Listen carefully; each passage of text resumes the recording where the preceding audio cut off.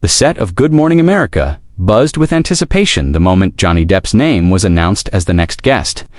It had been months since the actor gave a live interview in the United States, and the public was ravenous for any hint of insight into his post-trial life, recent projects, and evolving public image. George Stephanopoulos, veteran anchor known for keeping cool under pressure, had been tasked with conducting what was supposed to be a respectful but honest conversation. But neither man seemed prepared for what would actually unfold.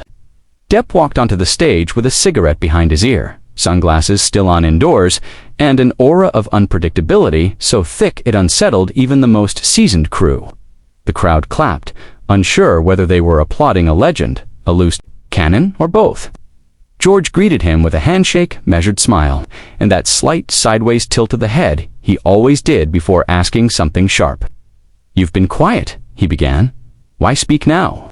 Depp took off his glasses, met George's gaze, and answered, "Because I can smell the bullshit from across the ocean now." The audience laughed nervously. George blinked, maintained his composure, and tried to redirect. "Let's talk about the new film. It's your first major studio collaboration in a long time." Depp smirked. "Studios love a comeback story, especially if they can sell it without admitting they helped write the downfall." That answer landed like a grenade. George chuckled awkwardly. "You think Hollywood turned its back on you?" Depp's grin faded. "Hollywood didn't turn, it twisted. Same thing the media did. Present company included, the room temperature dropped several degrees."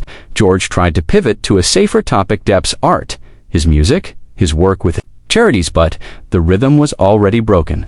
Depp refused to play the game. "You want a digestible soundbite, something the interns can clip for TikTok, but I'm not here for that." George raised an eyebrow. "You're here to say what then?" Depp leaned forward. "That your platform never gave a damn about the truth, just the scandal." The audience gasped, and somewhere in the control room, an executive mouthed, "Cut." But they didn't cut, not yet. George took a breath, leaned into the edge of his chair, and spoke with that trademark journalistic calm. "Johnny, you've won your lawsuits, you've told your story, but don't you think—" Depp cut in. "Told your story? You mean—" George blinked. "Excuse me?" "Every story you people ran, every panel you aired, every headline you printed, I was guilty before I ever got to speak. So now I speak." The audience was dead silent. The control booth frantically debated whether to break early. George tried to hold firm. "I'm saying it was convenient." The silence between them thickened. Even the stage lights seemed to dim under the weight of the tension. Stephanopoulos straightened his jacket and said, "Johnny, this is a morning show, not a deposition." "Then why do you sound like a lawyer?" Depp replied instantly. And with that, the damage was done. A crack that had been widening finally shattered. Backstage, chaos brewed. A producer motioned for the director to go to commercial, but the delay cost them. Depp removed his earpiece, stood up before the next question, and looked out toward the audience. "You all deserve better than curated truth." George attempted one final gesture of diplomacy. "We brought you on to give you a voice." Depp turned sunglasses back on and said, "No, you brought me on to brand the apology tour you hoped I'd give, and I don't owe anyone that." A stagehand tried to approach, but Depp raised a hand not aggressively, but decisively. "I'm done." George muttered something into his mic, but it was too late. The actor was already walking off set. Audience members instinctively pulled out their phones. Producers tried to block footage, but in the TikTok age, control was a myth. Within an hour, clips of the confrontation were trending on every platform under the sun.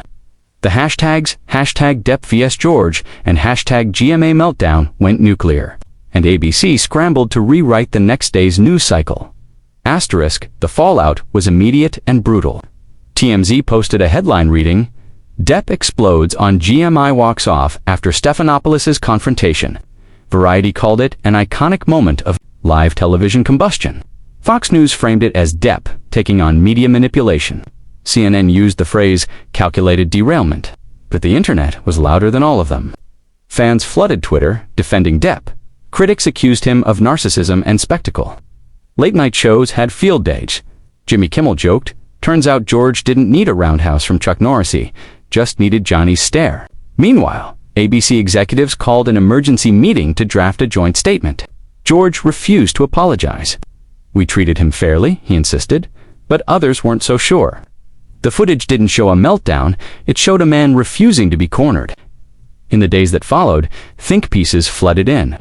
Was Depp wrong or just too raw for breakfast television? That question would dominate headlines for the rest of the week. Asterisk, while ABC wrestled with reputational triage, Johnny Depp vanished from the spotlight once again.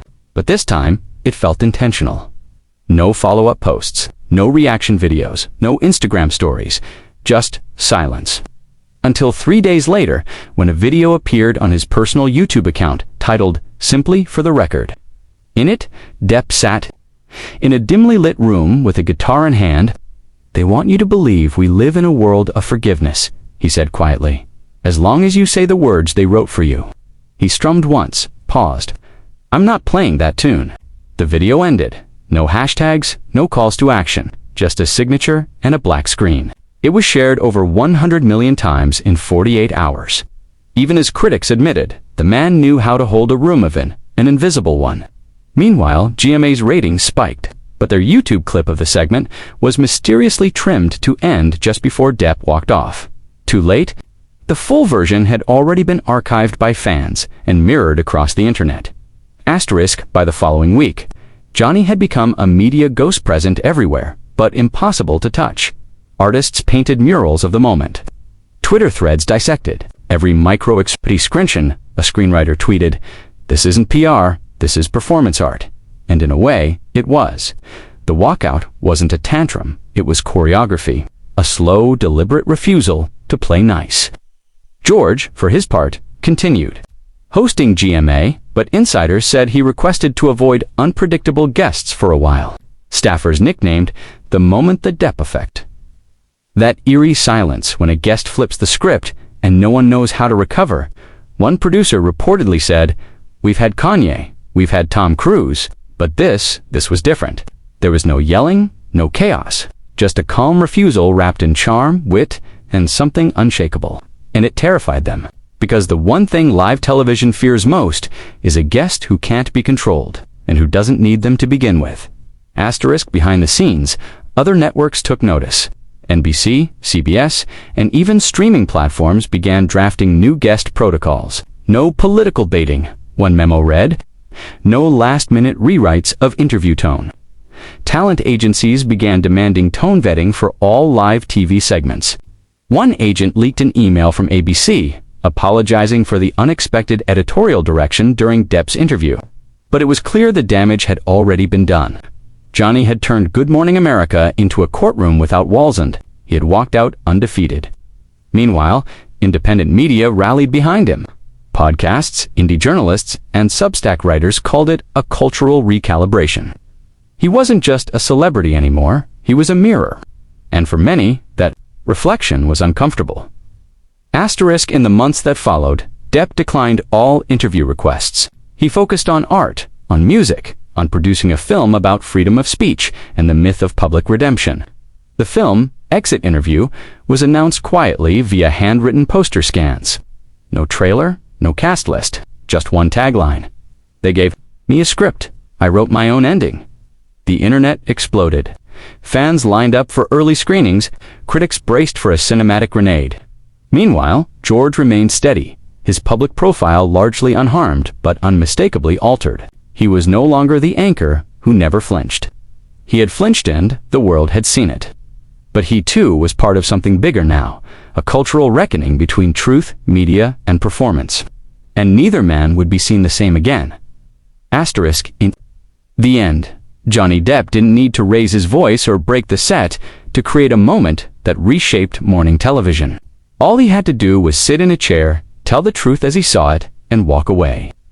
What George Stephanopoulos didn't expect was that his well-rehearsed structure would collapse under the weight of one unscripted soul. No yelling, no insults. Just refusal. Refusal to apologize for surviving. Refusal to conform. Refusal to fake civility in exchange for comfort.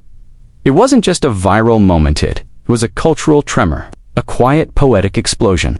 One that reminded everyone watching. If you invite fire into your house, Don't act surprised when it burns through your script.